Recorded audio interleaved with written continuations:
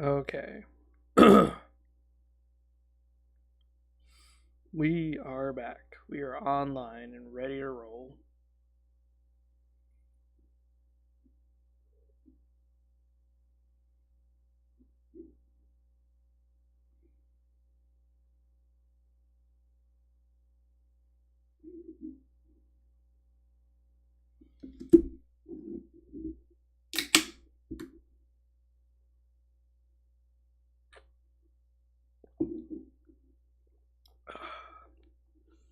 Okay.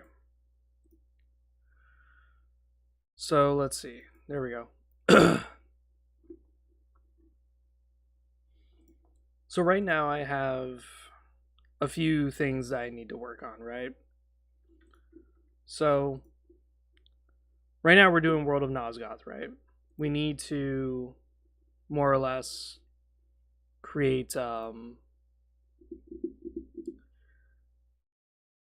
we need to create more unique combat techniques. I just ate, so my voice is like a little fucked up, but that's fine.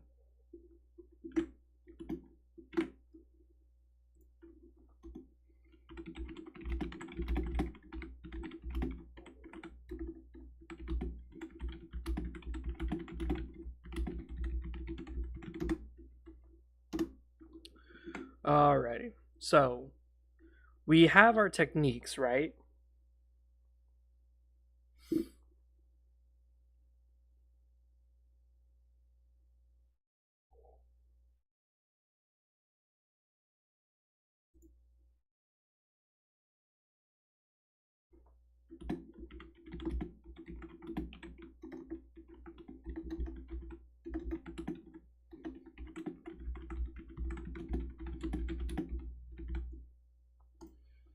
There we go. There, fuck. Whatever shit was in my throat was like really staying in there. So we have our techniques, right? We have Vampire, we have Fury, we have this is a new one, Blood Rush. Blood Rush is a new one. So Blood Rush, you need to be a Terrellum or you need to be a Tyrant class vampire to cast. And you need to do it before you can move. Now, once you do it, you basically charge in a set direction and you just hurt everybody in your path.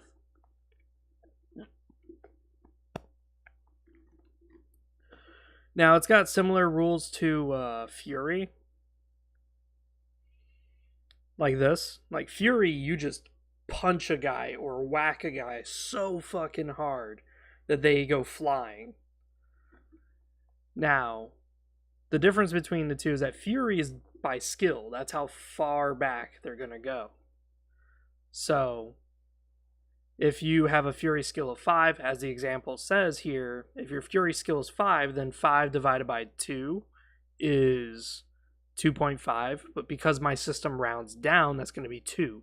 So you're going to push the target 2 tiles back.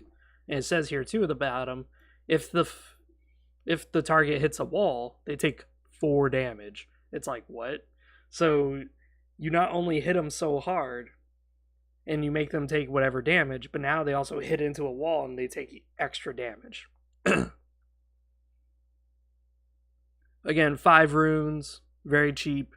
The main use of this is mostly to keep people away from you or to possibly use the environment to your advantage. Like if you have 10 melee skill, well, divide that by 2, 5. So you're going to launch this guy 5 tiles back. Shit, if there's a river or something within that 5th tile, he's going to be drowning. And then there's Berserk. The Berserk one is very interesting. Berserk is more of like, you just put all your points into one, just boom, boom, boom, boom, boom. You just beat the shit out of this guy. Savage your opponent with 3 consecutive hits. Blah, blah, blah. When casted, must be within attack range of the weapon or fist. First strike does full damage. Second strike does half of the damage. And third strike does a third of the damage. Only roll once to cast this ability. It is based on the skill modifier alone and has a penalty of -2 modifier. If crit success, third strike does half damage instead of a third. If crit fail, Caster takes an additional 2 damage from all sources until it's their turn again. Cannot be done in wolf form. That's the big one. Can't be done in wolf form. I don't know why I put it that way. I think maybe because it would have been too strong, but maybe I should get rid of that. Yeah, let's get rid of that. Can be done in wolf form. There we go. Your melee proficiency skill is 8 with 8 strength, and you have a steel spear. Target is 2 tiles away within range. You do 4 damage, because that's 8 divided by 2, which is there. 4 skill, and then 4 from item. Spear is 4 damage. So that's 12 damage. Second attack does 12 damage, which is this, divided by 2, 6 damage. And then that. So target armor only negates first attack.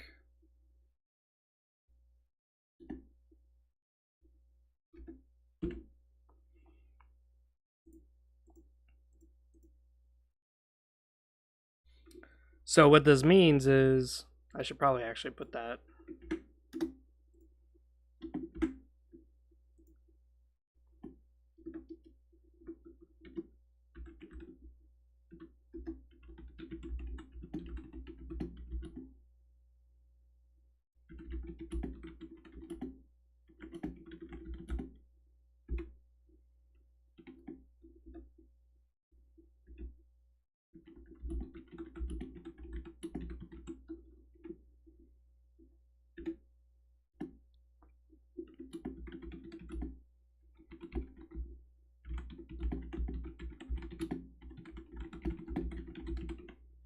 There we go.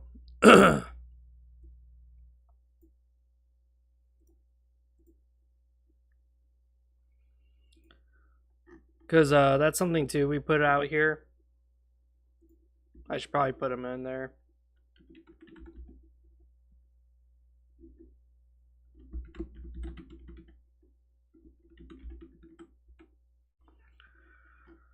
We should probably specify that armor does block a lot of these attacks. What's up, Brody? Flayed Talons. Strip your opponents of their strength. Must have 6 cunning or melee and 7 strength. When casted, must be within 1 tile range and does caster skill damage divided by 2 onto opponent's strength stat. Must roll based on strength modifier alone. Damage is skill onto target if they survive. If they survive the attack, their target goes down by damage divided by 2, last 1 turn. If strength is depleted to 1 or 0, then target is subdued and now you're a prisoner.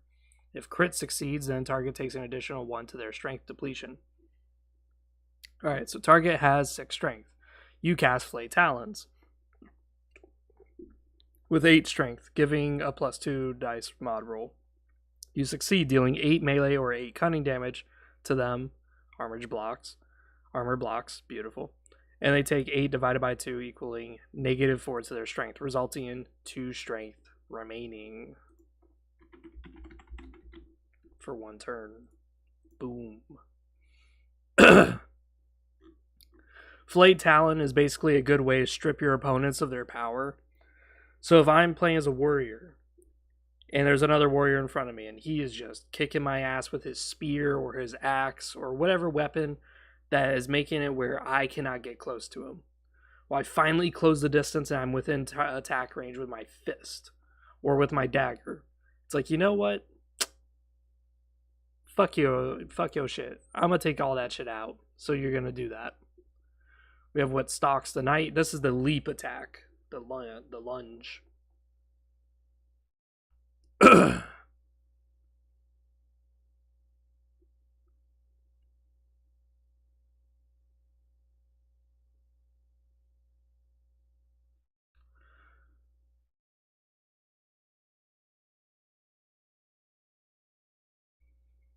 So yeah, I specified here, damage ignores armor. There you go.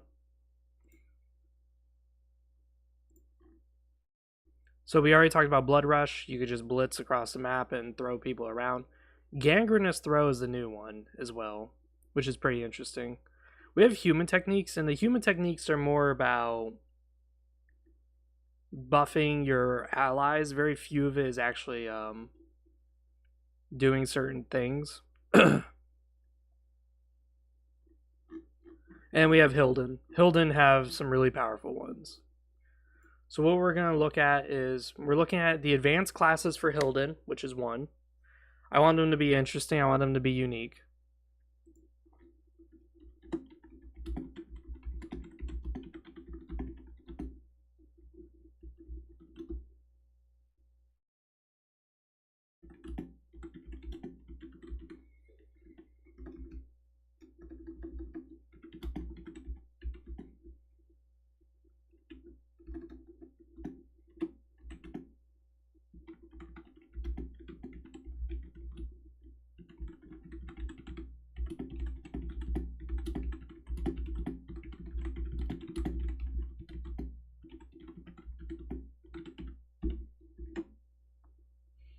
There we go. So if you do the villain class, you do a shit ton of damage to people who are bosses and rulers. Great. But Ravager, I want it to be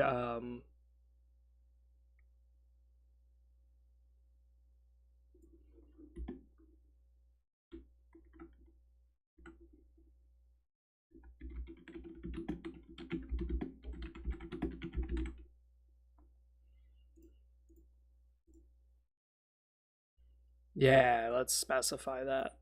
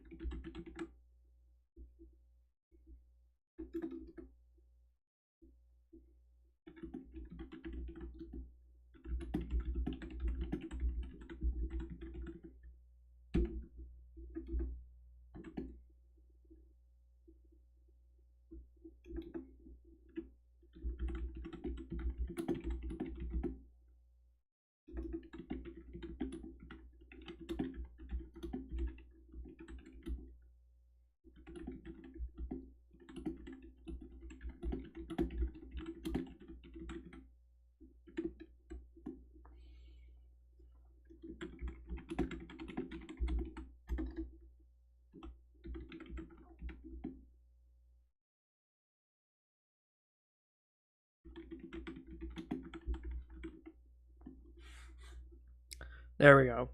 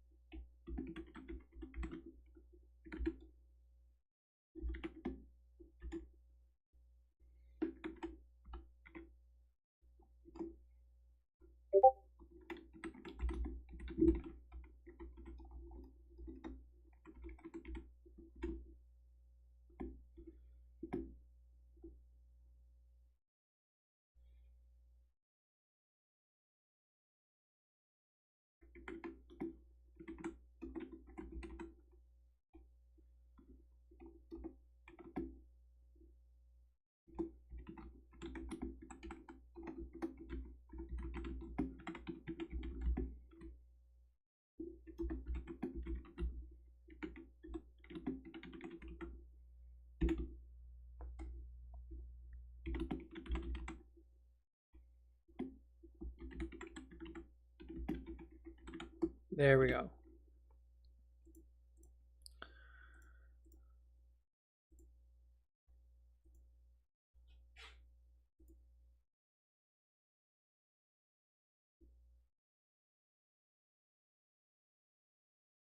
I don't want to click on this link because it says XCOM, so I'm like, okay, I don't know what the fuck that is. Oh, that's right. They changed Twitter. Yeah, that's right.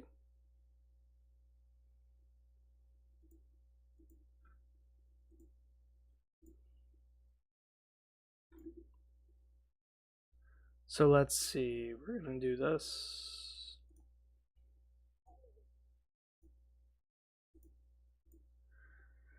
So when it comes to advanced classes, we're going to need to think about this. So I like Ravager. I like Villain.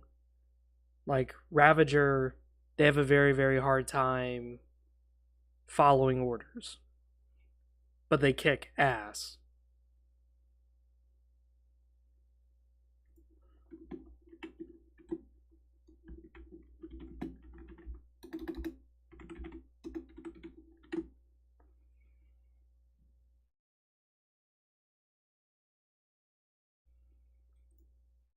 So, like, if I tell a Ravager, hey, stand there and guard this post, he's got to roll the dice to see if he actually does it.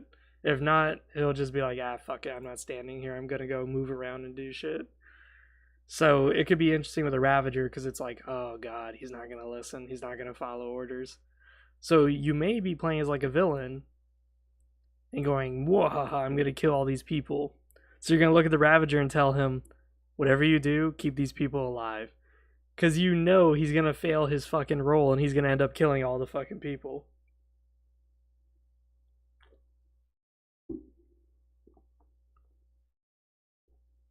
But these two, I don't really like their titles. Monarch and Champion. Like, Champion is going to be more class specific. Like, this is going to be good for your class. Monarch was going to be more like just broad. Just, you get 2 to all your stats. Congratulations. That is it. But I kind of don't like the term Monarch.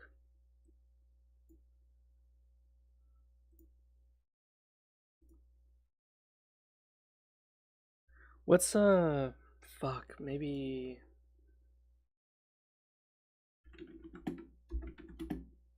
let's look up synonyms.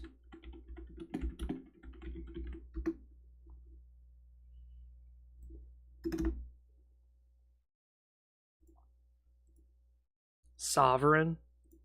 That's not a bad one because that does sound menacing. Sovereign. To rule is your birthright.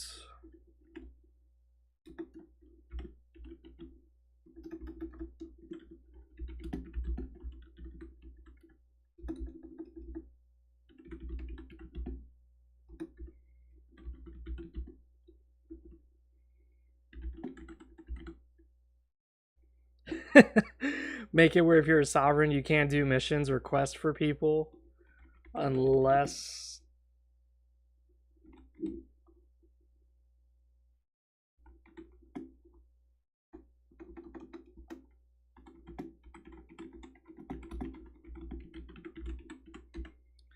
So to be.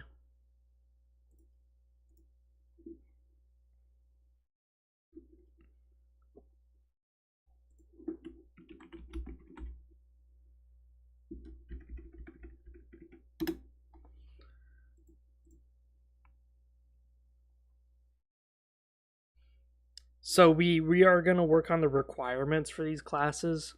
We're not there yet. Right now we're just trying to figure out what these classes are going to do. But I would love for Sovereign to be a class where you have to be a member of a faction.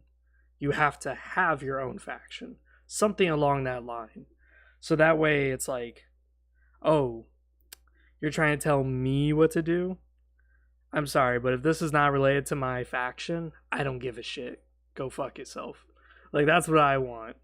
I want someone who's a sovereign to be a bit of a snob, a bit of an asshole.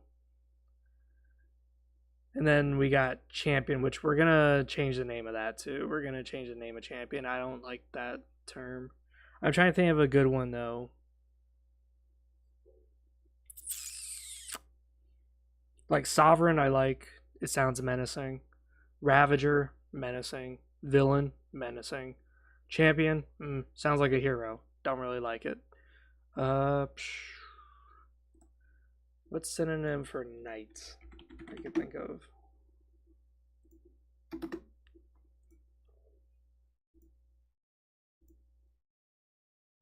What's a banneret? Mm.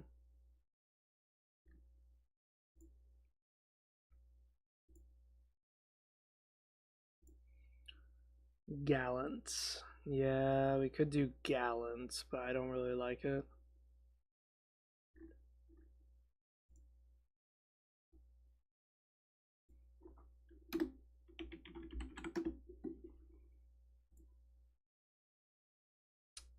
No, we don't really like that either.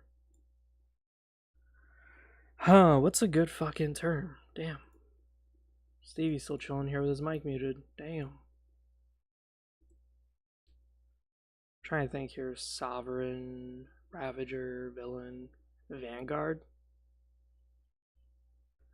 But don't we already have Vanguard? I think we already have Vanguard, don't we? No, we have Master. That's right. Master. So Vanguard could work.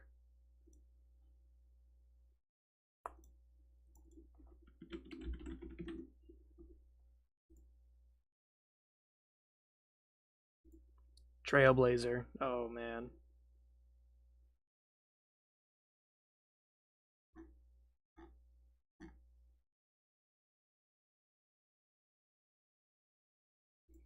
Yeah, I like Vanguard. We'll stick with Vanguard.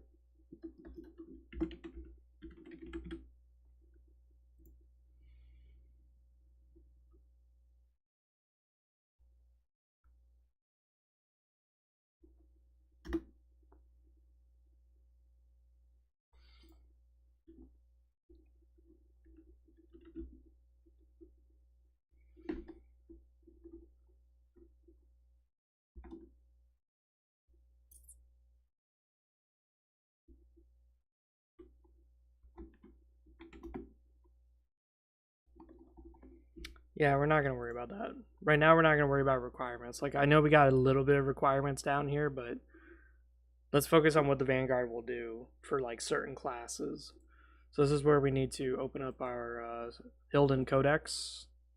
And we need to think of, like, what's some classes. There we go. So we got Overlord. We got Revenant, we got Hellsmith, Prophet of Hell, Unspoken, and Hellseer. Okay. So starting off with Overlord.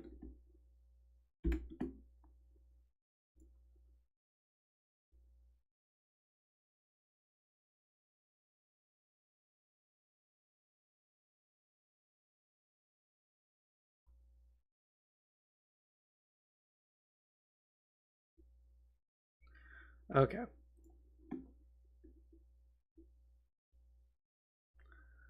So what that means is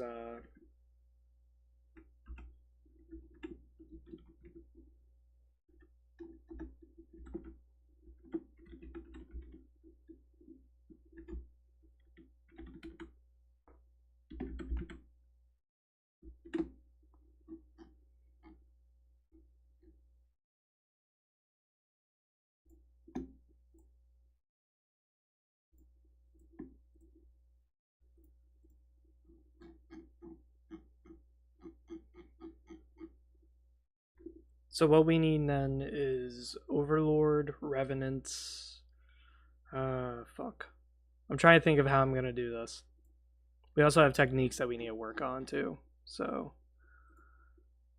Vanguard, Overlord will be strength or charisma added. So we should do both then.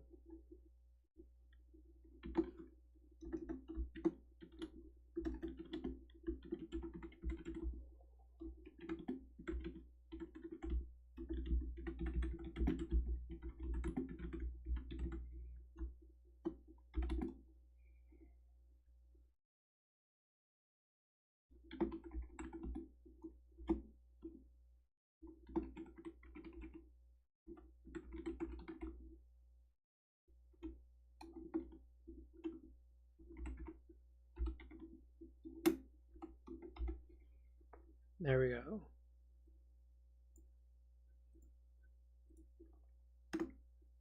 Overlord, Revenants.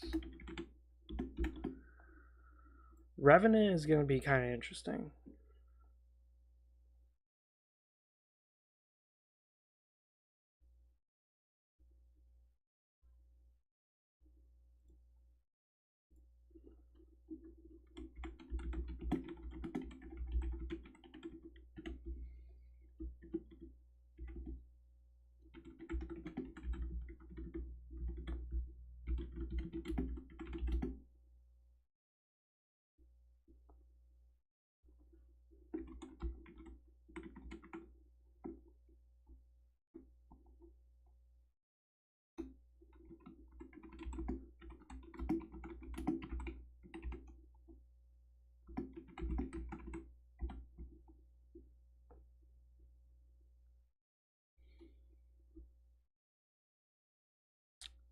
Maybe that's not good. Because now I'm thinking about it, I'm like, wait, if we unlock true immortality, that means he could just kill the biggest bosses in the world and just possess that shit.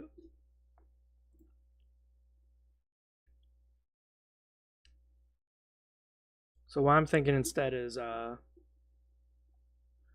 yeah, so we'll just do that instead.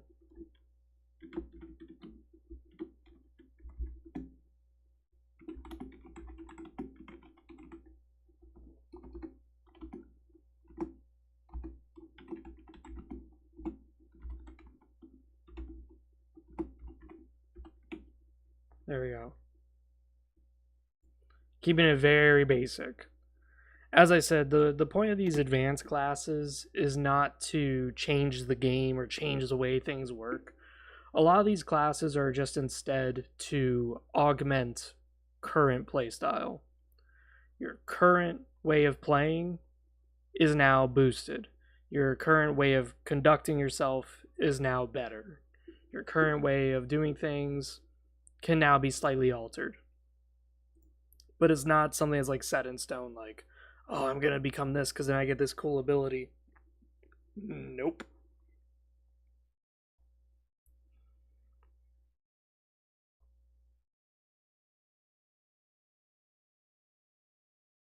Hellsmith.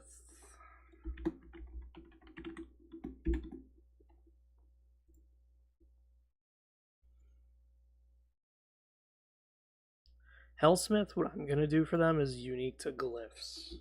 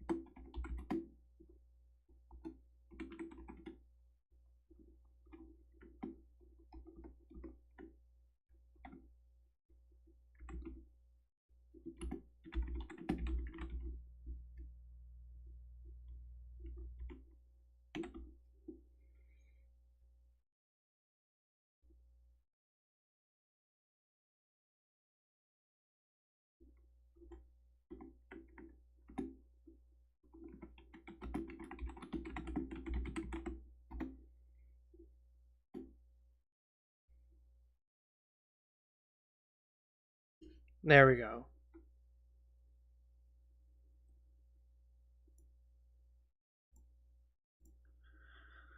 So the Hellsmith is gonna be ridiculous.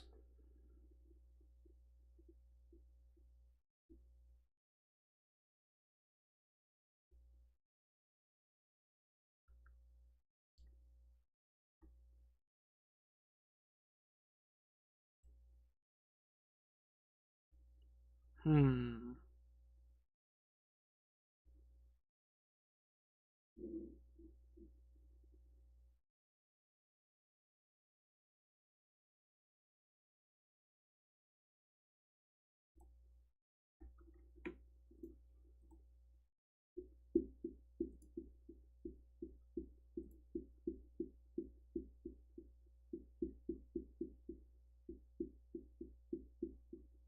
I'm trying to think about it.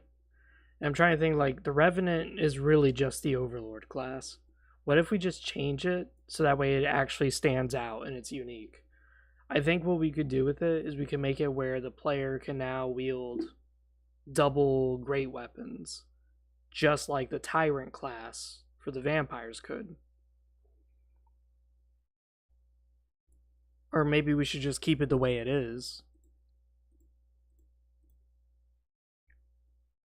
Because that's why I'm thinking is that, like, if we just keep it the way it is, then it makes the Tyrant class for the vampires that much extra special. That uniqueness to it. I think we should.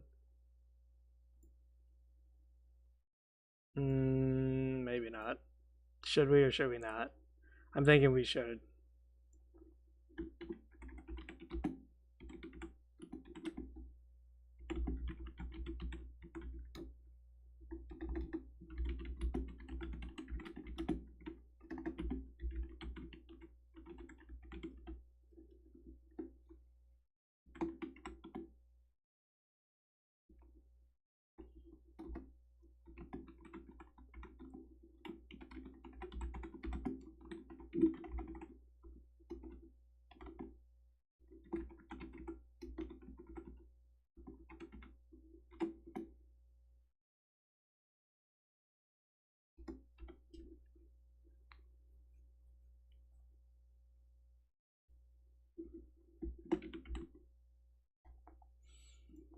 Let's see, what else does Revenant do?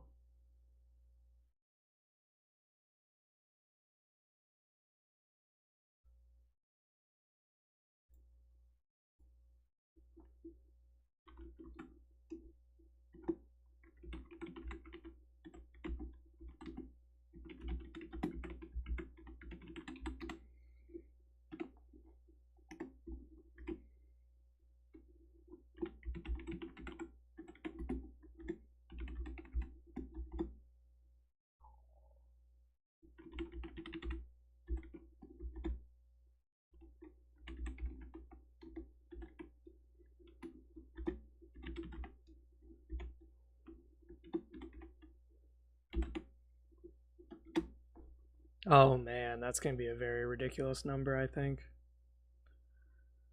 So if we have like 10 endurance, that's 5. Oh my god, this could be insane. Revenants could be insane. So maybe we should get rid of that. But I don't know. We'll see.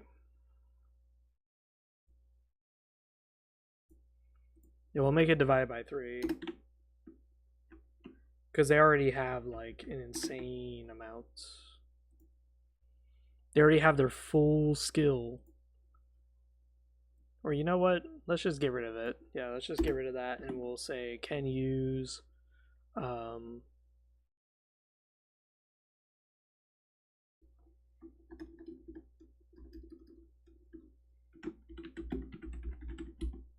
we'll give them a new ability that's very minor.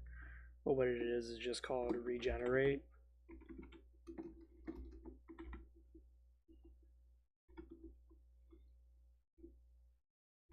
Eight runes.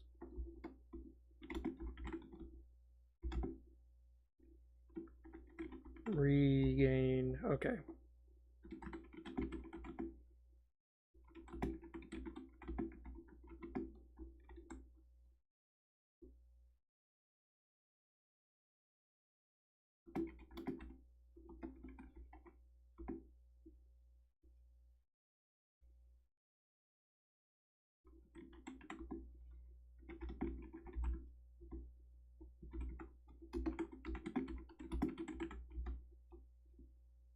There we go.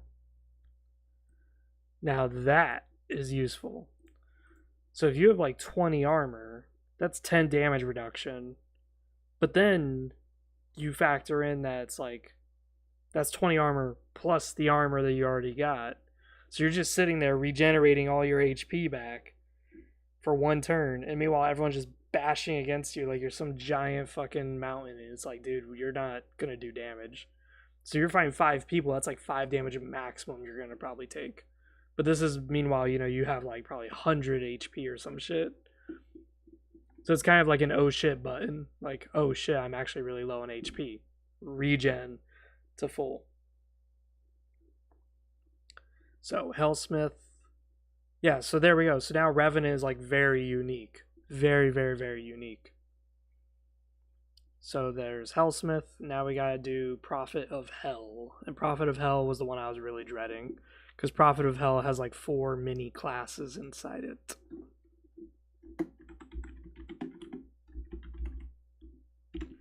What I was thinking, when I was really thinking about it, I was like, if we're gonna have a uniqueness to the Prophet of Hell class, I don't think it should be anything too crazy. I think if you were like a Prophet of Hell Vanguard, it should really just double down on these. So what it should be is like -2 magics or something like that. So let me go to my magic page. I have this very well organized in case you guys can't tell. Like, I'm very organized.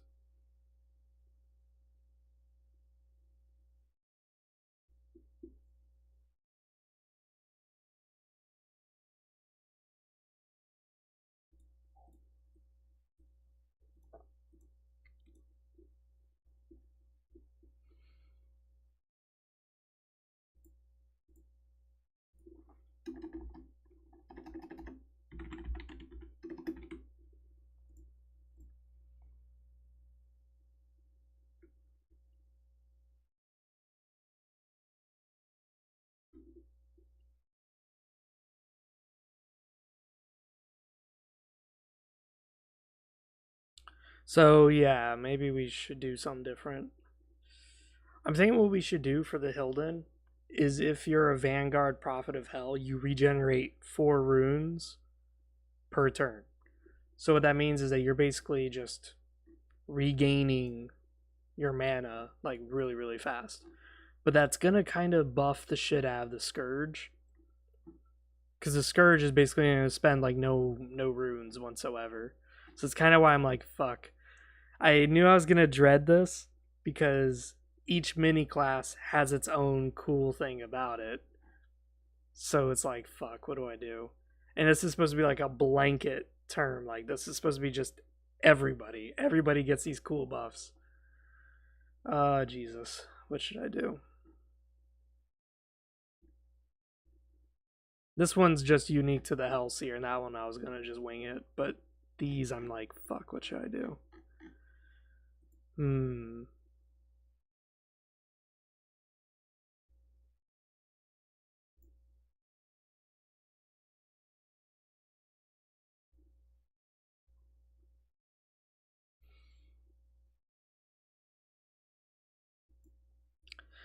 What we can also do, so down here, I don't know if you guys saw it, but down here we have staff.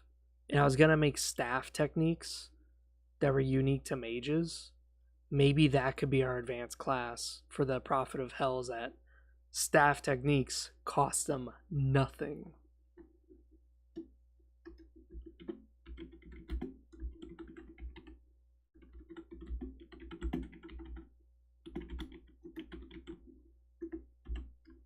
That could be interesting. So we gotta now make like staff techniques that are unique and interesting. Like if you're using a staff of poison, then you can do something cool like summon a cloud around somebody, or if you have a staff of sunlight, you can heal yourself, but you can make it where it blinds everybody around you, like something like that. And here it is, the Prophet of Hell just cast it for free. They're like, oh yeah, not a problem. Boom. And the reason why I'm thinking about that is because in the vampire rules, I don't know if you guys saw that,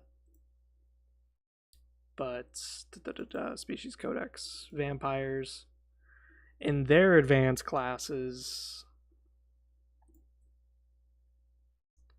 they have this. Lurker can cast techniques for no rune cost, but they still need to pass the skill checks. So we gotta put that in there too.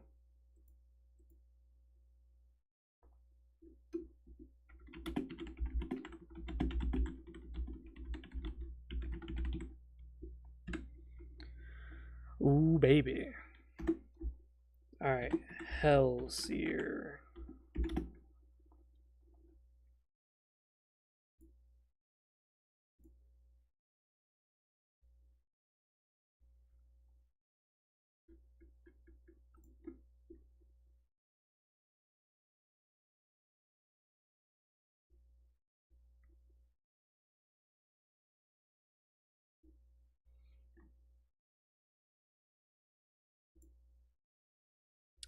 So with the Hellseer, we're going to look at their magic.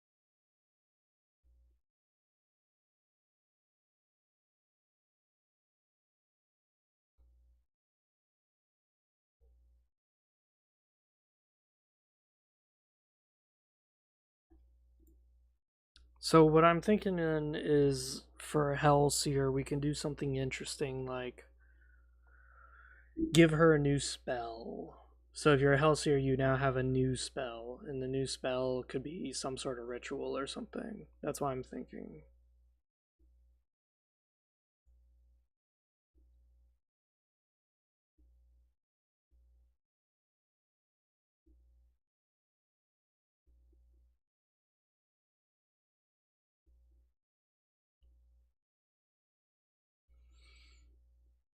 Hmm.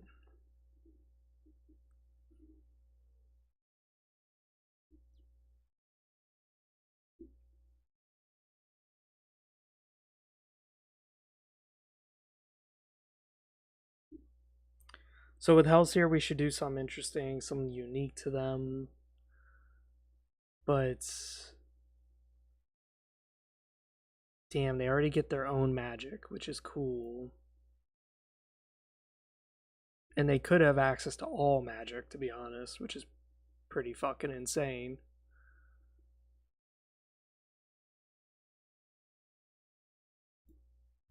So what should they get then that would make it stand out? I think what they should get is hmm.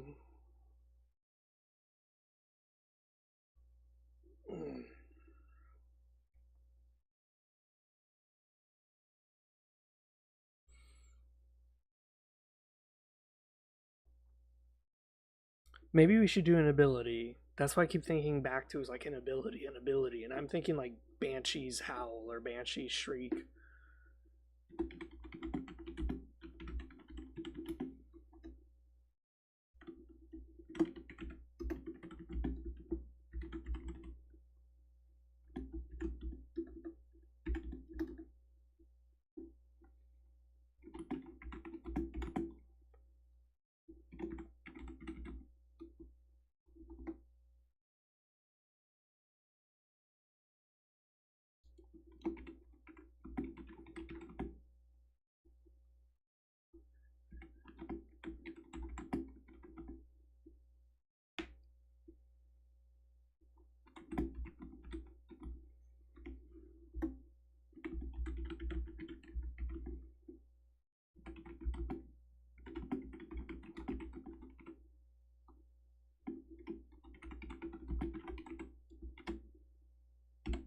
There.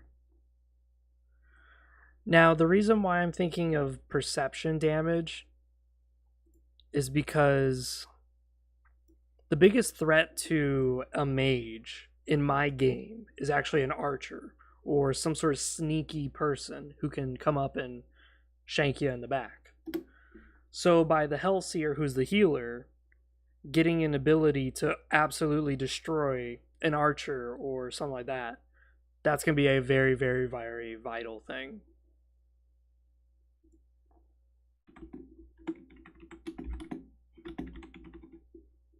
Range of 4 tiles. So stunning someone for 1 turn.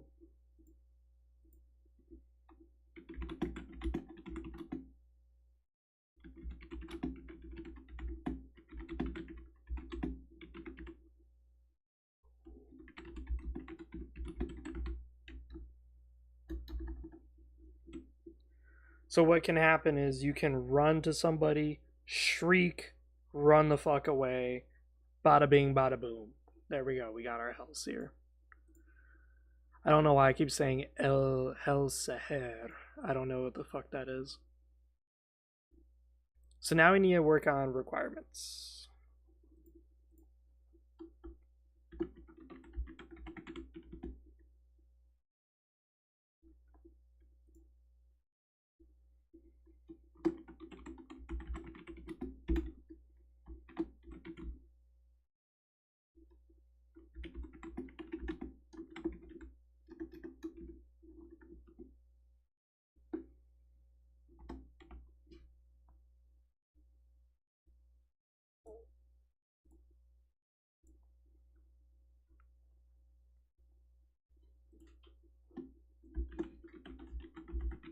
Hi, beautiful. What's up? What hurts? The baby? He's kicking you? Mm.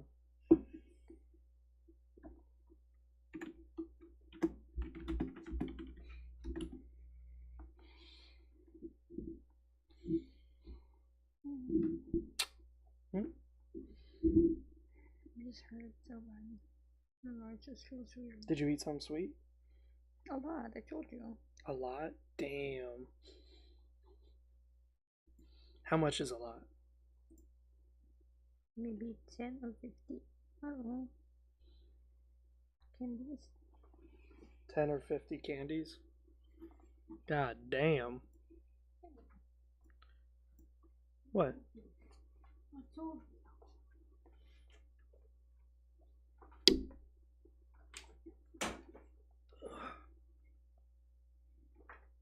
Oh. There we go.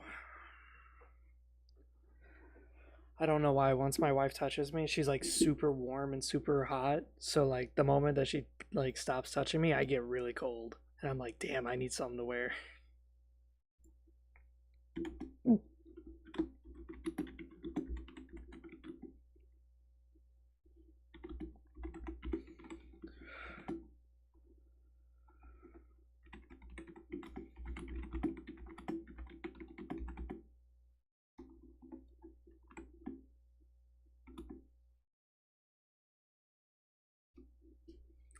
What was the vampire rules again? I keep coming back to it because I just did their advanced classes.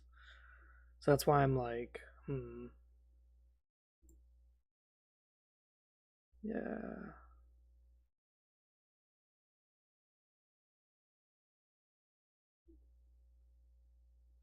Oh, there was no requirements for these. Oh. Maybe I shouldn't.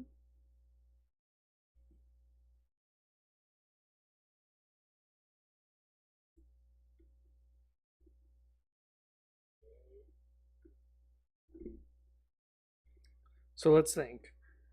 To be a vanguard, to be this absolute master of your class, you have to have killed 3 Hilden of the same class, same level, or 5.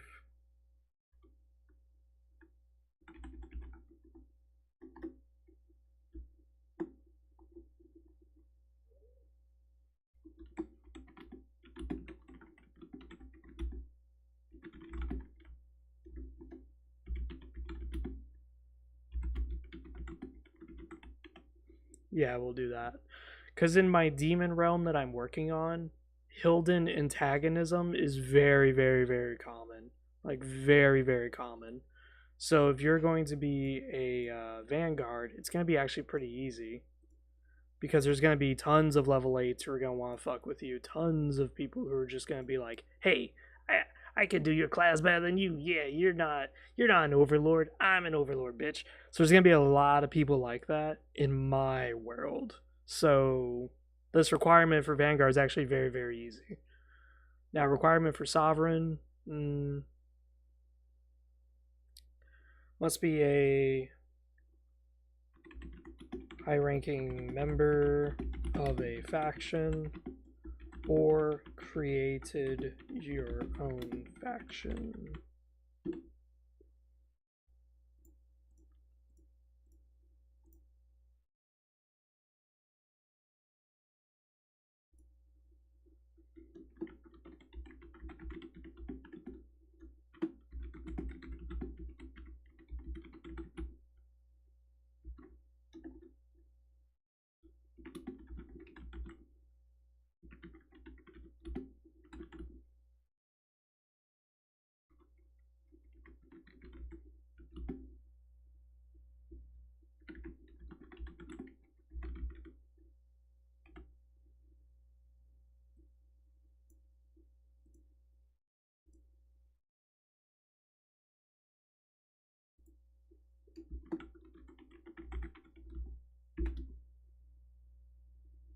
requirements for revenants.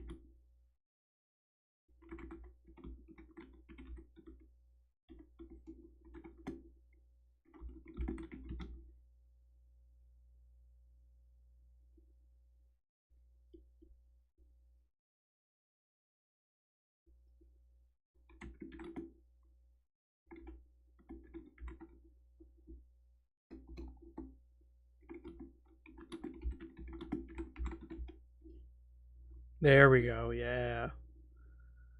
So if you want to be a Vanguard Prophet of Hell, you have to have like 20 intelligence. Or you have killed like 10 people with spells and staff techniques. We're gonna go hard as a motherfucker with this shit.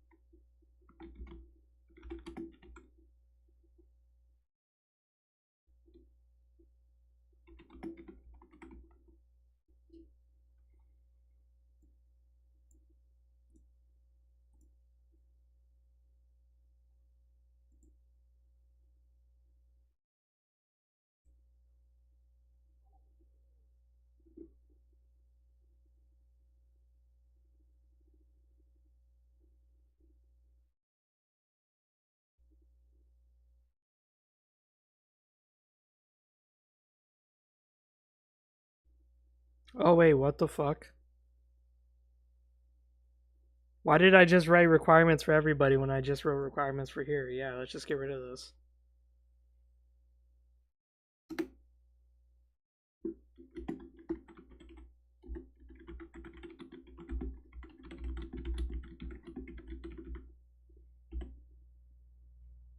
Yeah, what the fuck?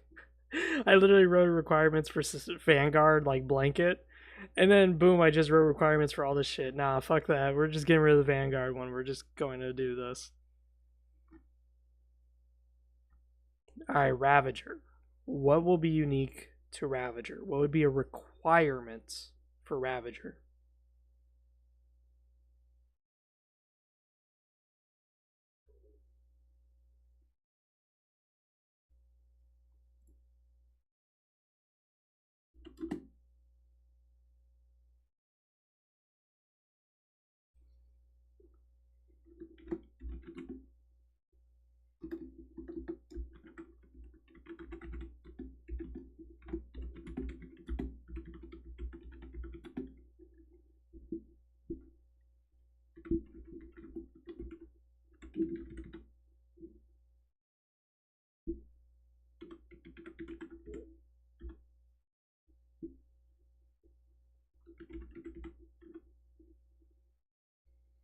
Must have destroyed one.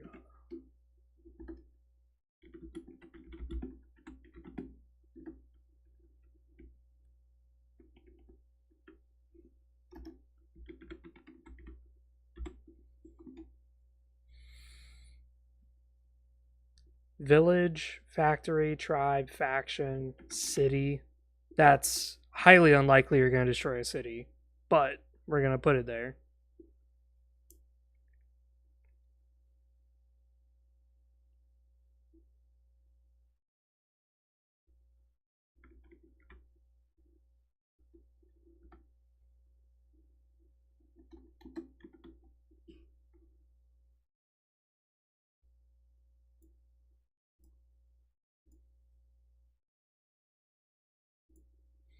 See, if I was like a cunning villain, I would just simply poison a well or something like that. Like, I would invest money in supplies, act like I'm a tradesman, and go, yeah, I saw your village has like, 20 people in it. Yeah, I came here with some supplies to trade with you guys and accept their money, let them buy the food and stuff, and don't tell them the food is fucking poisoned. And just watches all the villagers eat my shit and they die. And I come back like a day later and I just see like one or two guys left alive and they're just like barely struggling to be alive. And they're like, the food you gave us was killing us, blah, blah, blah, blah, blah. And I just go, oh, wow, some of you survived. Well, time to take care of that. Boom. And now I'm a villain. Like, that would be interesting. So that's what we're going to do. We're going to create that as a requirement. Ravager requirements. Must have failed a mission in an amazing fashion. We're gonna make it like the lurker. Must have crit failed, basically.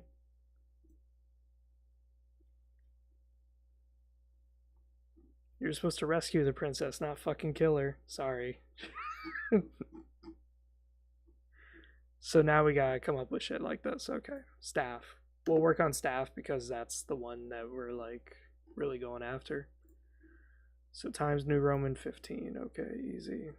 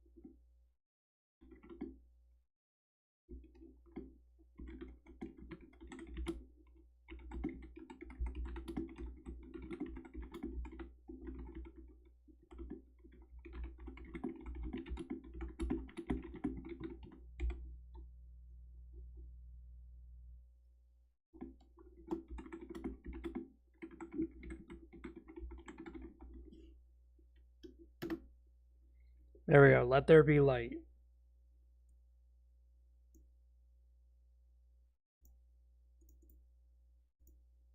I think it was 17. No, it's just 15. Really? Yeah, that's 17. Why is this one 15 then?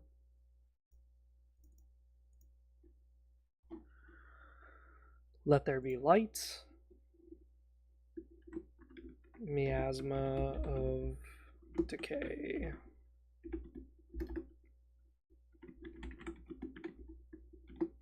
Surrounds self in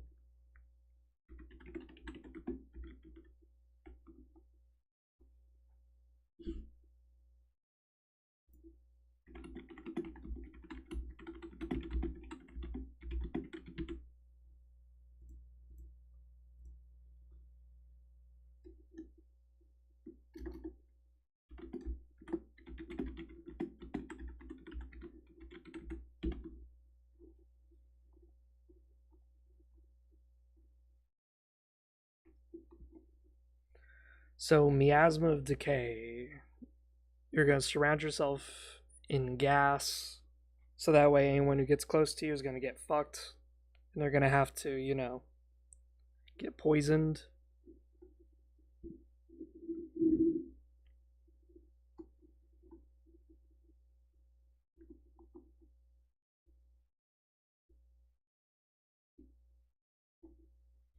Actually, instead of surround self, how about we do like a line of noxious gas?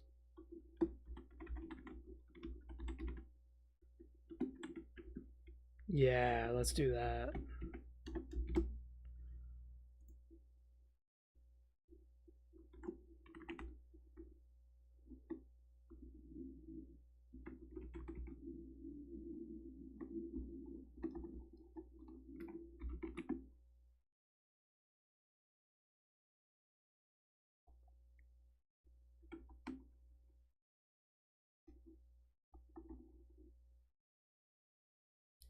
Shit, what kind of rolls should we get?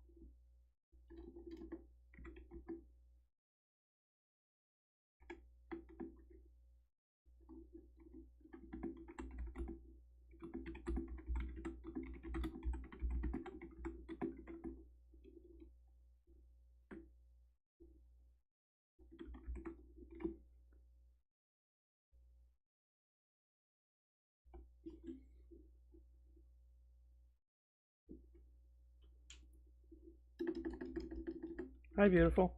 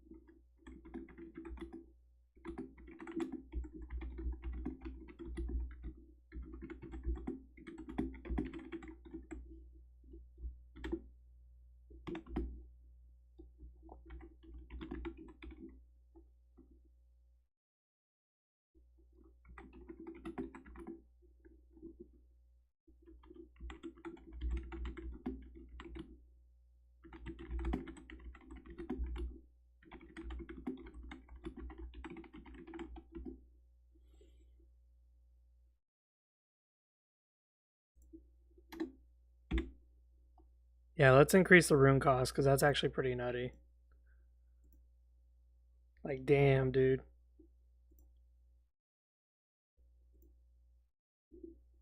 Let's see what this is.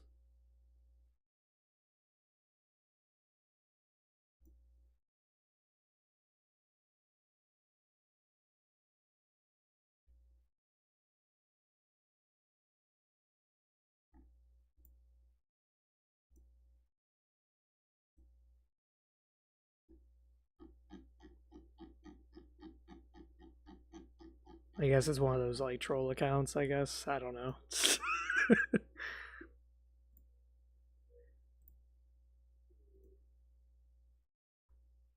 So we got Miasma of Decay, which is a line of noxious gas.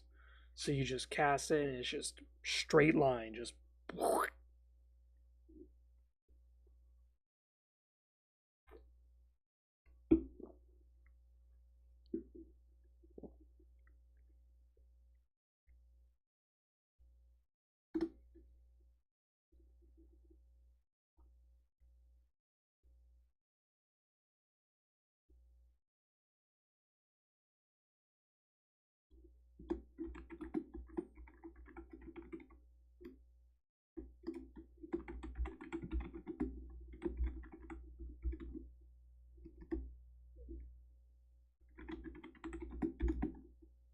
Primordial Flame, swoosh. Again, if this is like magic, then this would be strictly based on the staff itself. Like if this is like strictly magic, this would be based on the player. But this is like staff magic. So this is something we're gonna have to work on.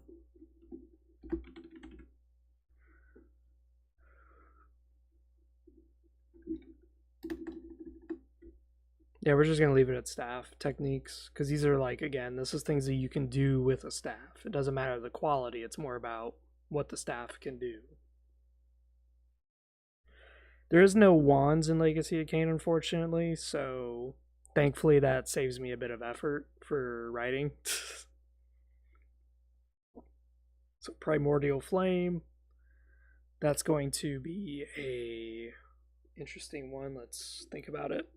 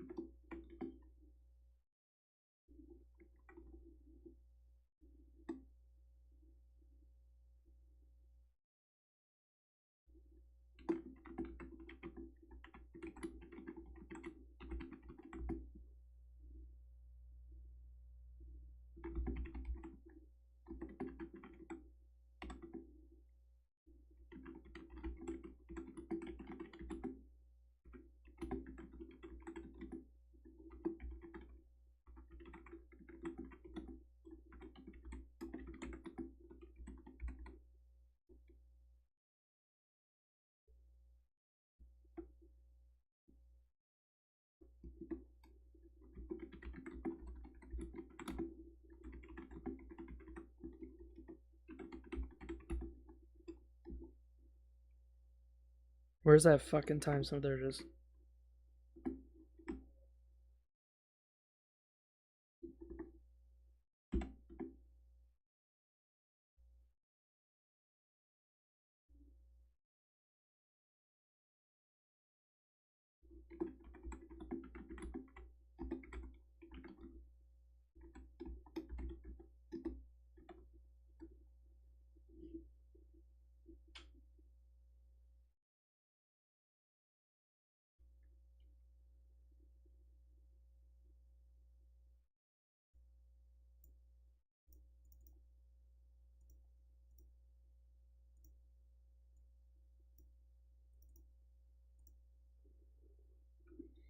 I'm trying to think of like,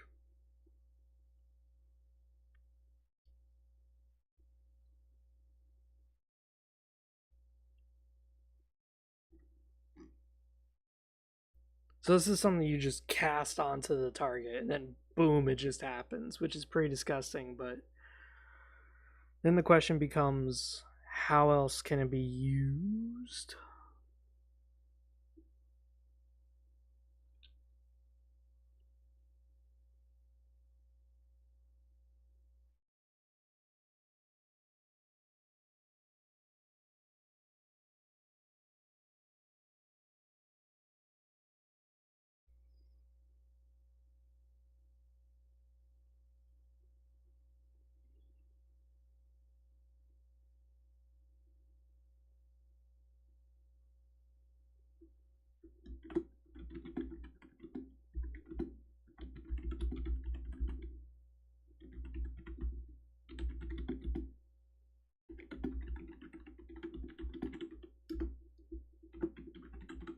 This is something that we needed to do too, is examples. Because with techniques, I needed it to be like pristine. I don't think this one needs an example. Let's just be honest here. This one does not need an example. But this one does.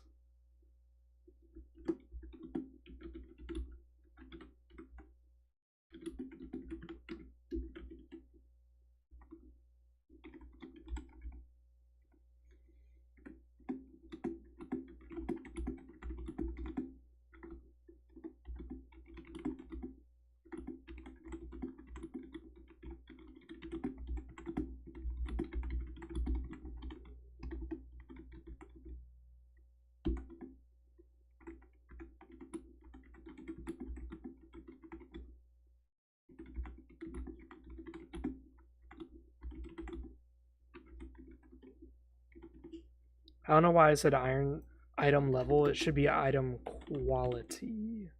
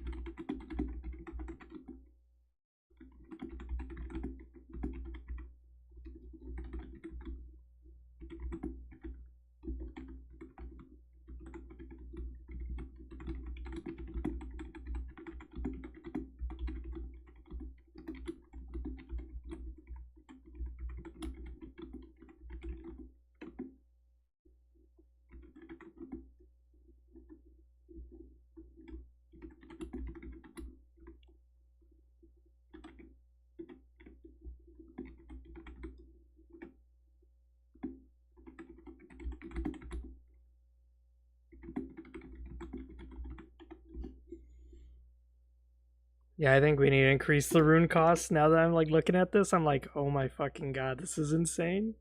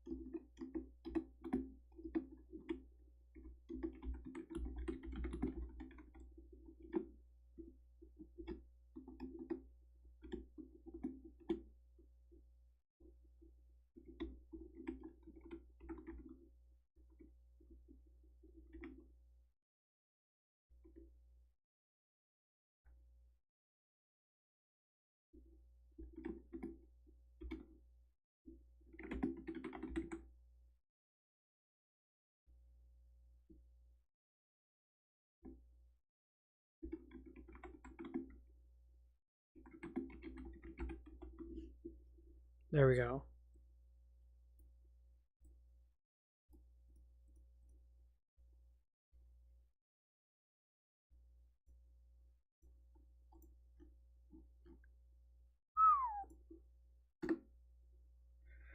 I will say this, if you use Let There Be Light, that will actually get rid of the perception bonus someone has of nocturnal eyes. So one of the things that I put in the game is that you'll get +2 perception if you're in the dark, and that's nocturnal eyesight. Well, if someone uses Let There Be Light, it negates that +2 perception, so now you lose it. And it's like, oh boy. So if you're an archer, you're going to want to stay away from this guy who's got this thing and try to snipe him from a distance, so that way you can get rid of it.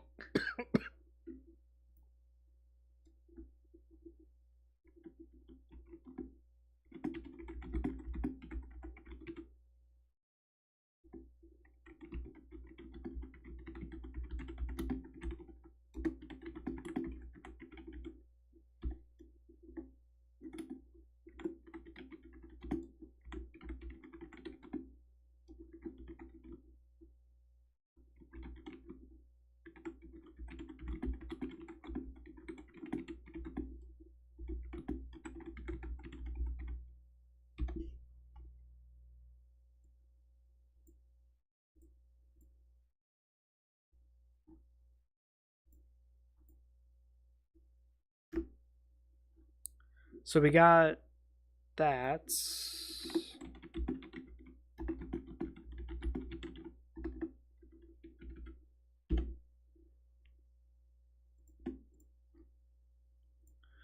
So let's think of like an electricity one. I think I already have a good one. I think I'm gonna do Teslic Burst or Tesla Burst, something like that. Teslic Burst.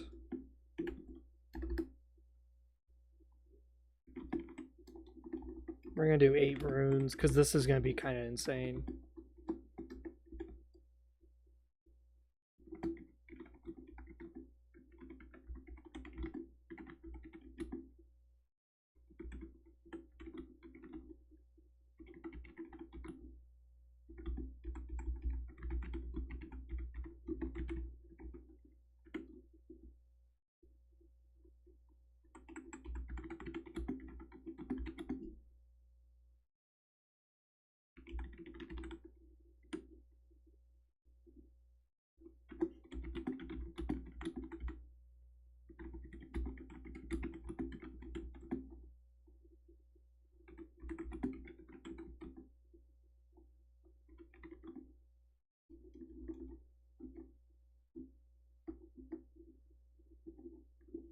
Yeah, so what I want is I want like an energy ball that summons and it's like brrr, and it launches out in like a Tesla coil and snatches onto like a bunch of people. It doesn't hurt them. But by like the end of its turn, it boom pulls them all in and it's like, "Oh my god." So now can they not move? But now they're getting sucked in. So now they're all clumped up onto like one tile. And it's like, "Okay, boom." So this could be really nasty if you're a person who likes to do it. Like especially if you think about it, like if I'm playing Hilden and I'm a Ravager, so all my attacks do AoE damage, or I'm a Mad One where I have that cool technique. Like the Mad Ones have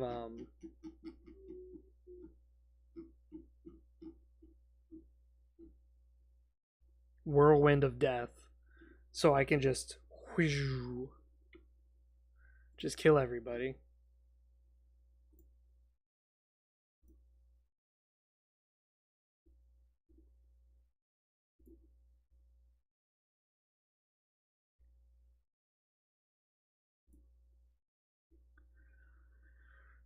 So now you could do that, and you'll just hurt everybody. So it's like, that could be really interesting.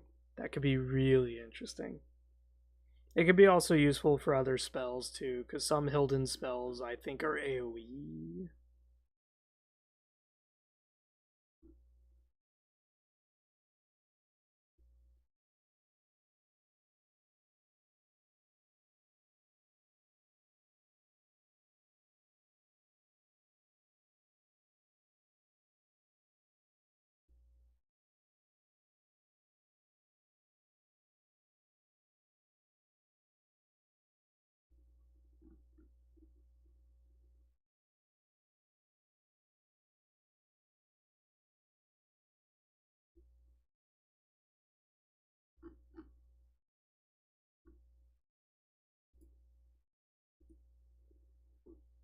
So yeah, either way, this is gonna give us like a lot of cool synergies, especially with think about it.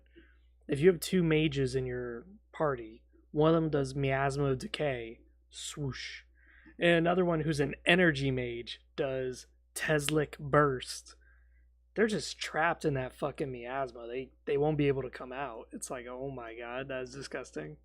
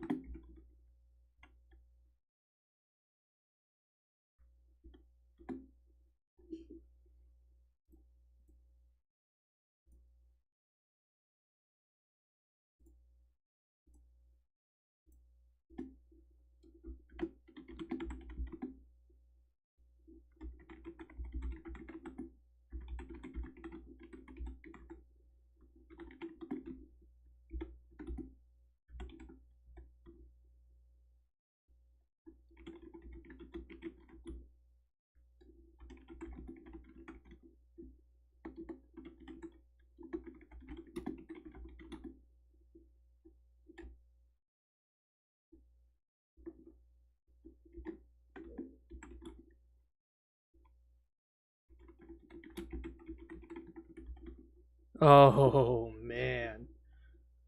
Oh man, this is gonna be nasty.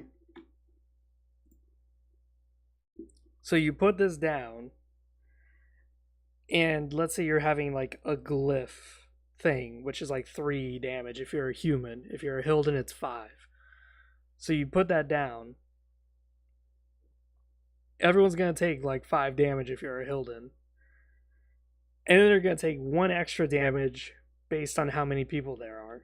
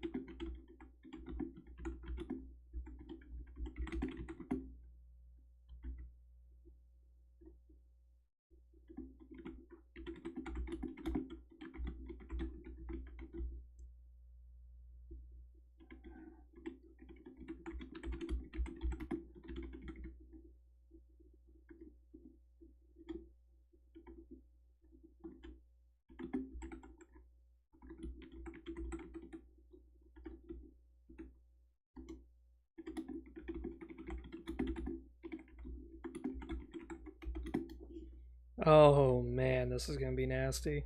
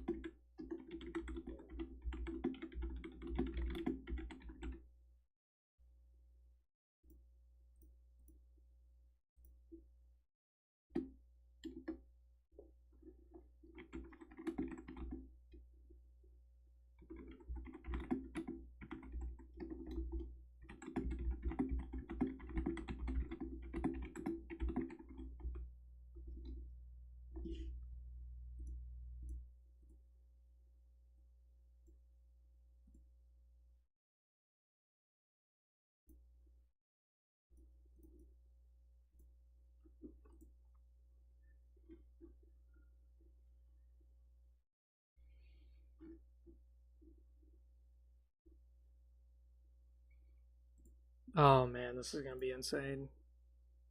I'm telling you, man, this is gonna be crazy.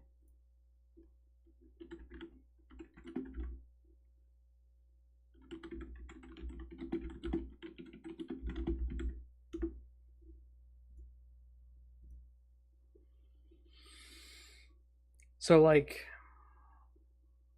let's think here. We're gonna have Crimson Stroke. You fling your own blood across the floor, and anybody who steps on it or crosses that blood is gonna get a -2 modifier to their actions. And any time they fail an action because of that, they will end up losing 2 HP and they'll end up healing you. Let's make it 2 turns instead of 3 because I don't like 3. That's a little too long.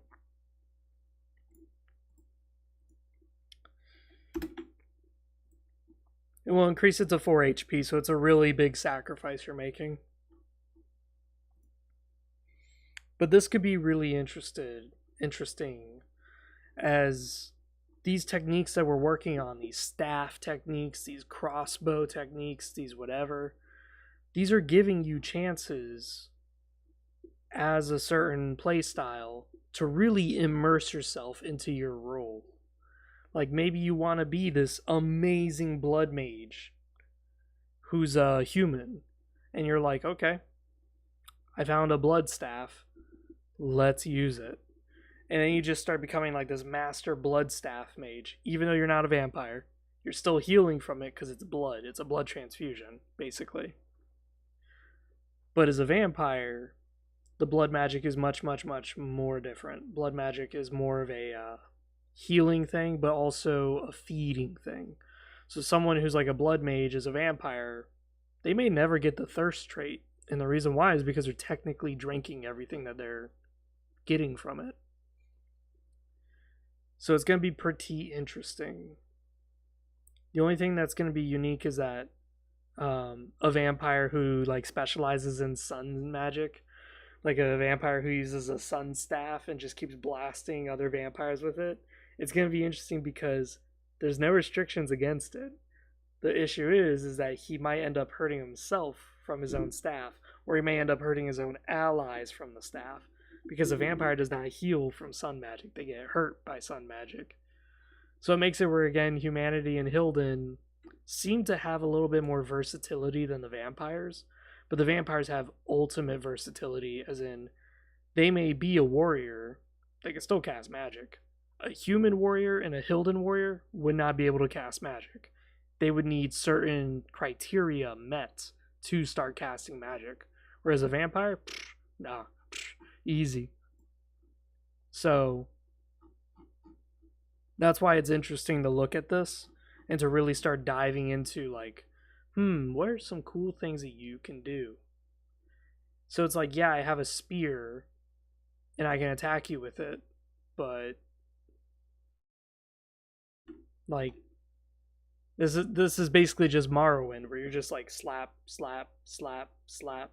Like, come on, there's got to be more you can do with a weapon than just slap, slap, slap, slap. So that's where I'm trying to like create these techniques that people can do. Which reminds me, we probably want to copy and paste this into the Hilden page because I feel pretty happy with this. I think I'm good with the advanced classes for the Hilden.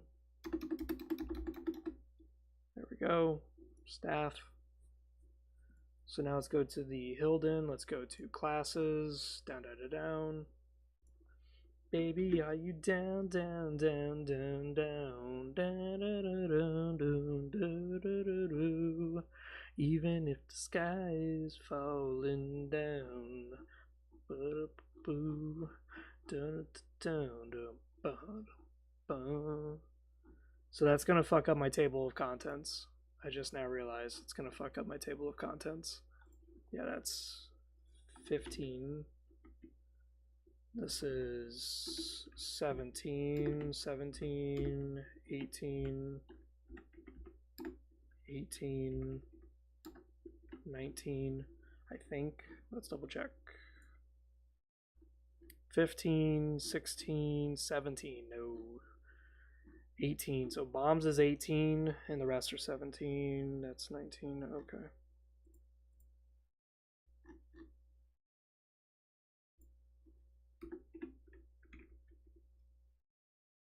What was material again? Material and chemicals. Yeah, that's 17. So there, we fixed that. But what about loot gear items? That's 20. And then that's 22. Okay.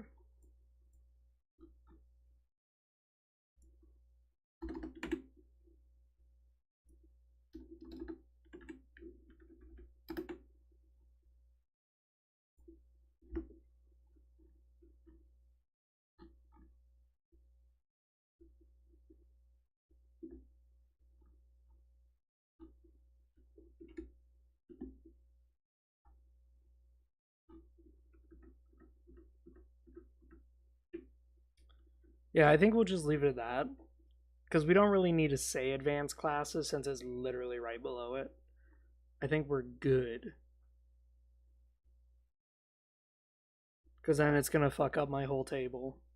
And I really do like the way this table came out. This table came out beautifully. It looks very Hilden, very like energy cackling and shit like that. Like, I like that. So there, we got that done. We're getting some shit done today, boys. We're being productive. That's what we're doing.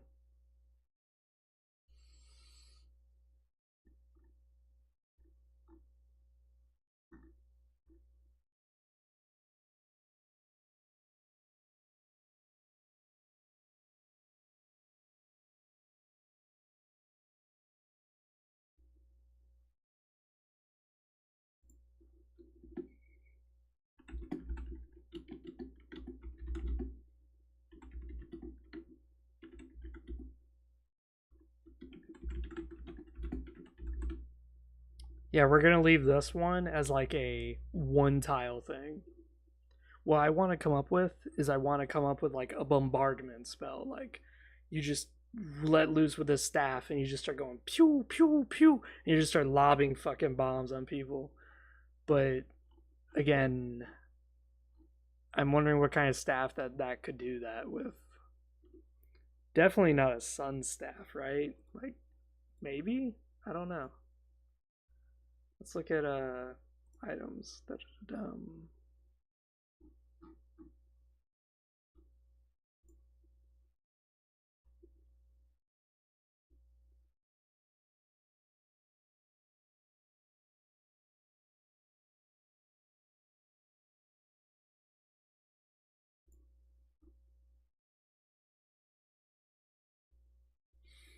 Hmm. We don't have water staffs. That's not something that exists, so we're not going to make that. But we have energy, we have fire, we have poison, we have blood. I think that's it. I think we're pretty much good for this.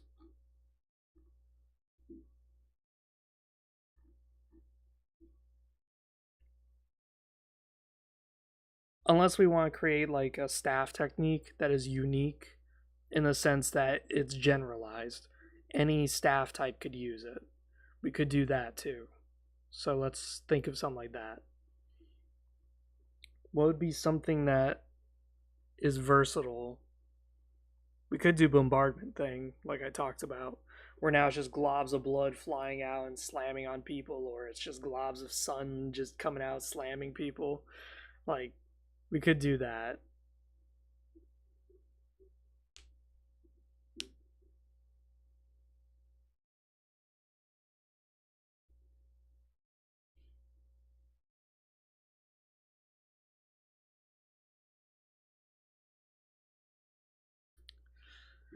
Because the issue is, too, that we do have unique items, and these unique items have their own specialty. Like, one of them is a sound staff. So you, like, point it at somebody, and it starts basically making their ears ring like as if they have tinnitus. And it's like, ugh, and it just fucking kills them. The other one we have is the boom staff, and that's where it does pure strength, and it's just boom. It's just a big percussion, just pushes you against shit. It's like, whoa, okay. So those staffs are unique though. They're their own unique items. I don't want to make techniques for them. But I do want to make some staffs that are also accessible for people who are not intelligence based. You may be a warrior who's using a staff. Why? Not to whack people with it. No, no, no. Like a magical staff. So it's kind of why like I want to make some interesting staff techniques that do require you to be certain ways or shapes or forms. Again, these are very generic. These weapon techniques. These weapon techniques should be accessible to everybody. Everybody. It's only the magic techniques and stuff that we start to get into more specific factions and even sub factions.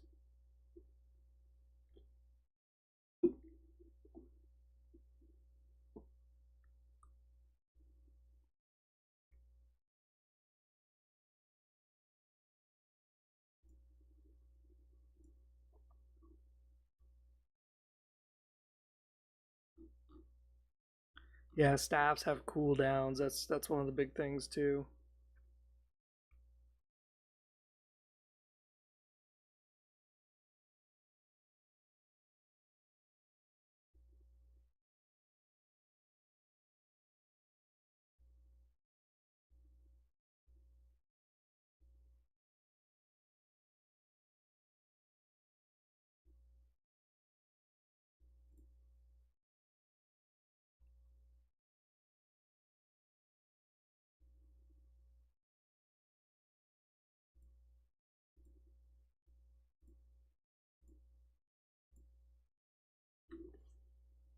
Huh. Maybe we should just leave as like a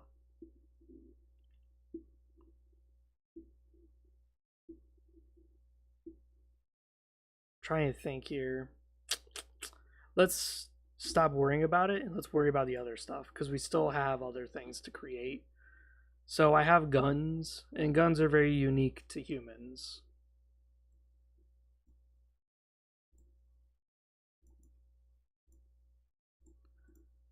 So we have three here, which is good. That's what I was going to leave it at.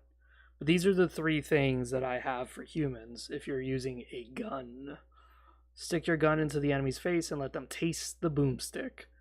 Must cast on a target with half HP or less, and must be within one tile range.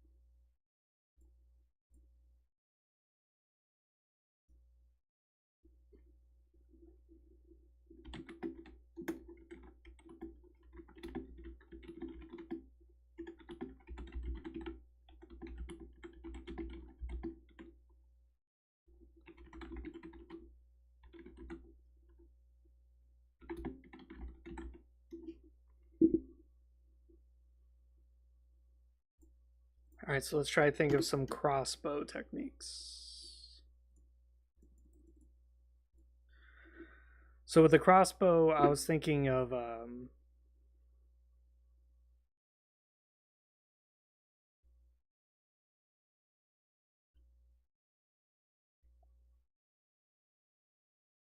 what are we thinking? I'm thinking of something that costs materials, basically. Like, you're shooting your crossbow and you can spend a few materials to shoot a special type of thing out of your crossbow. They may say, well, what's so unique about that? Is that, well, it's a crossbow. Oh, Bacarius is commenting on Discord instead. Sweep the leg for crossbow? Yeah, that could actually work.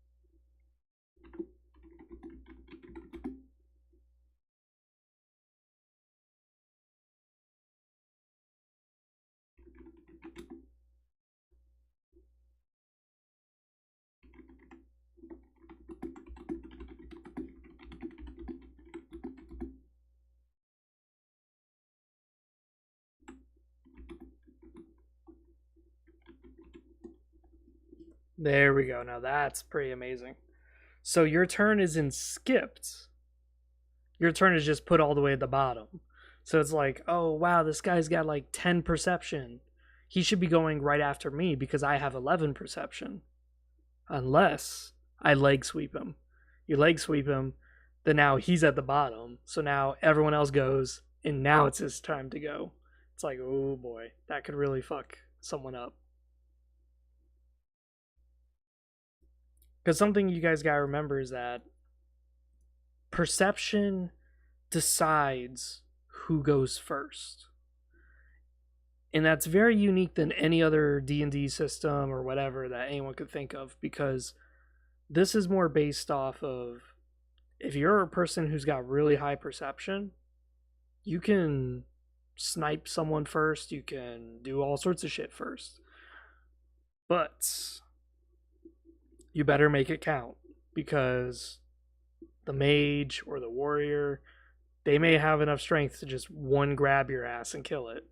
So it's kind of one of those things where you're sort of a glass cannon, but not really. It's a very unique thing that I like a lot, because it's something that a lot of times people forget. So this leg sweep can definitely even out things where you're more of a support, even though you have a crossbow. You quickly roll your dice, run towards the guy, leg sweep him, roll the dice, haul ass out of there, and then, the rest of your team just mops up. So that's something that I really, really like. See, these are ideas that are actually really good.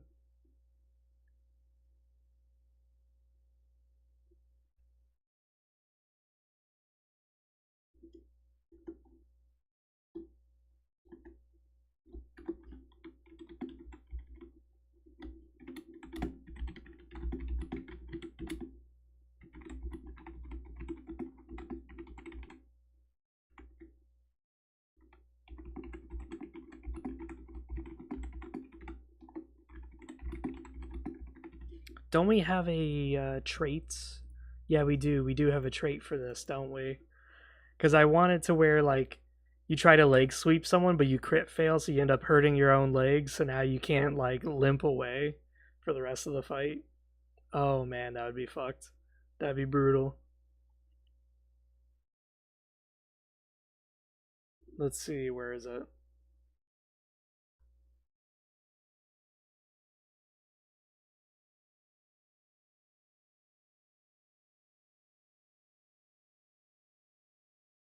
Sluggish. That's it.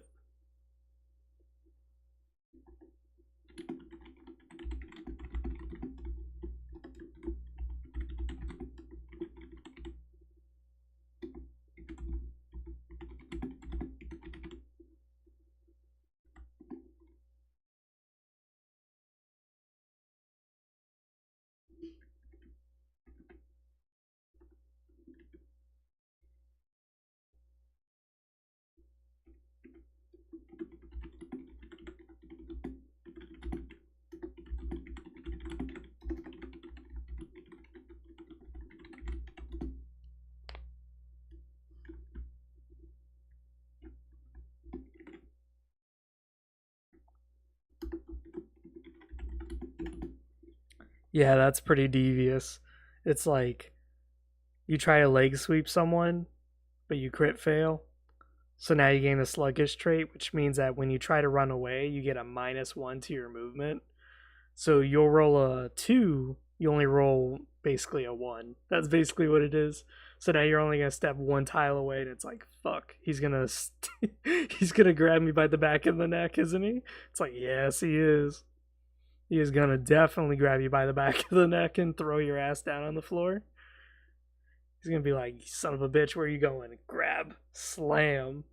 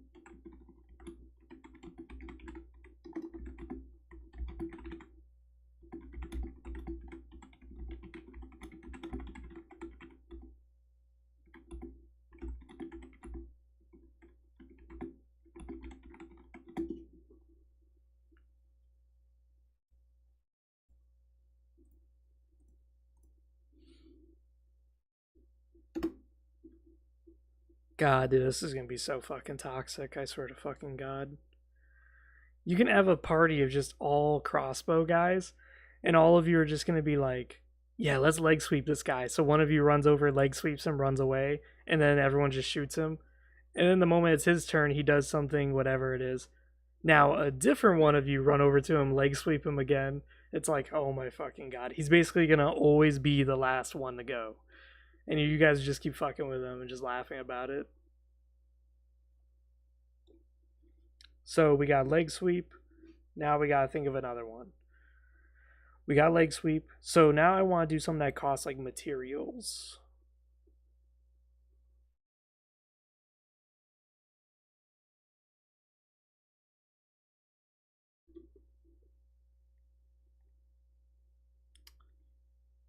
What we could do is we could do one where it's a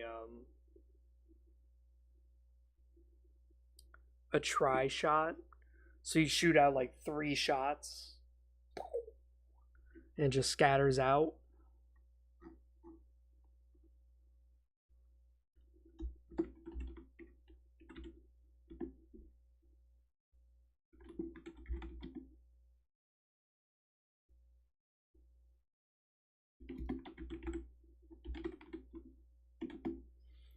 So this way it costs you resources to cast this. And it costs you runes. But the goal with this is that you're basically shotgunning people with a crossbow. You're still doing the full crossbow damage to every single one of these guys, but you're going to be nailing them pretty badly. And a crossbow has a range of 4 tiles. So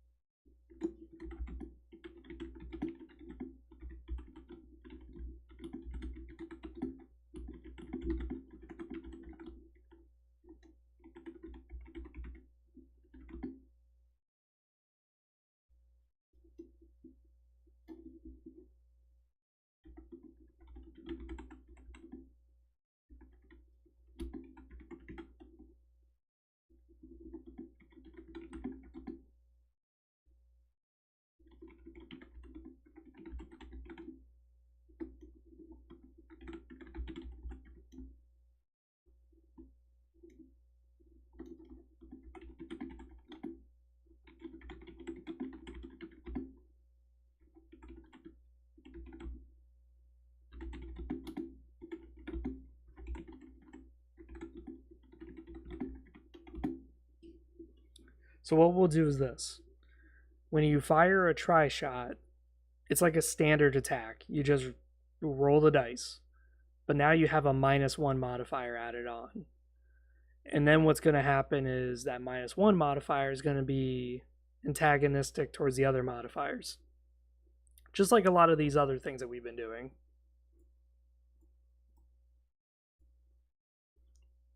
So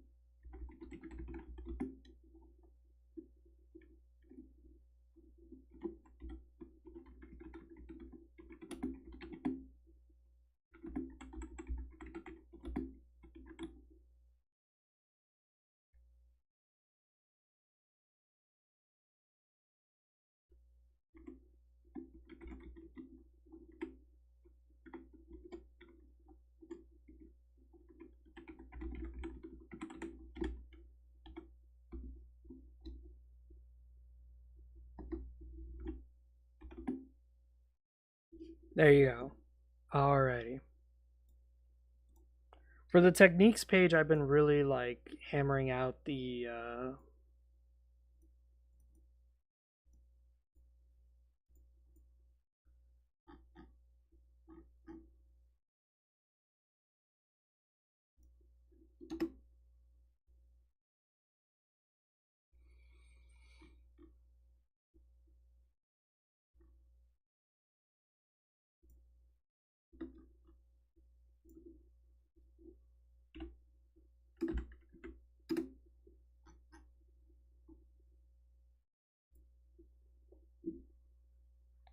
let's think what else we can give.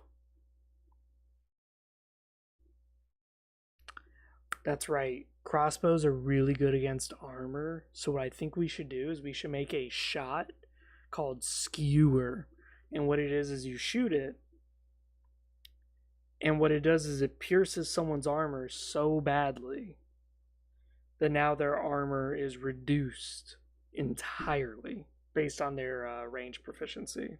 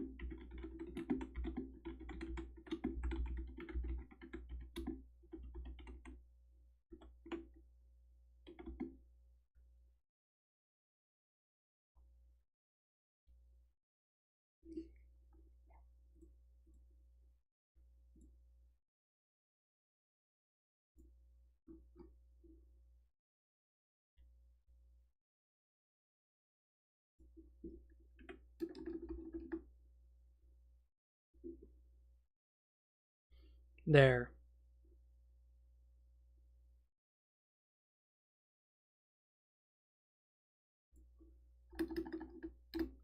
So that way, because I just started thinking about it, I'm like, wait a minute. If I'm restricting them to staff techniques, then that means that the wizards are stuck with just staffs. It's like, no, no, no, no, no. I want my games open.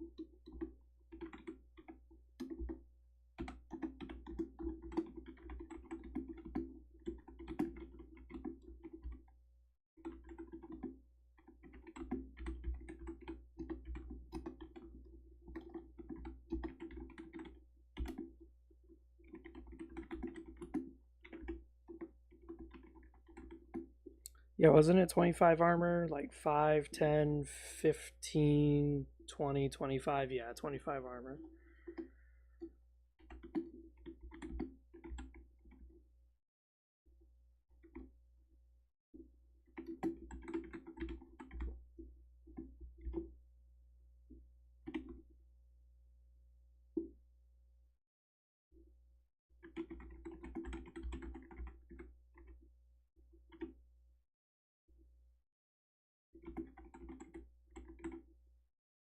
Yeah, that's 2, 2.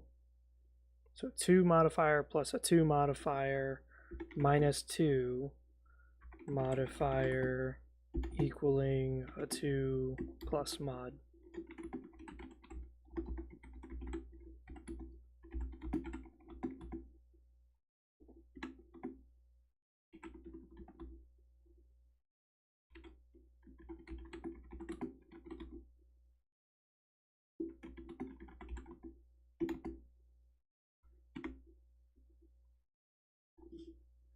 Yeah, let's just leave it as like range proficiency. Because this is a lot of runes to be casting for just a small buff. I mean, debuff.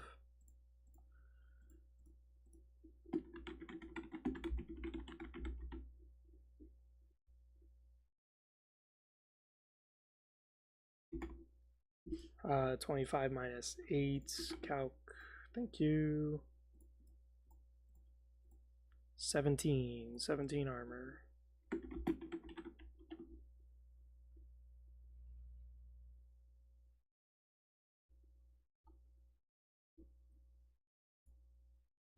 And let's make it last a little longer. Let's make it last 2 turns. I think 2 turns is fair. Anything past that, it's going to be pretty rough.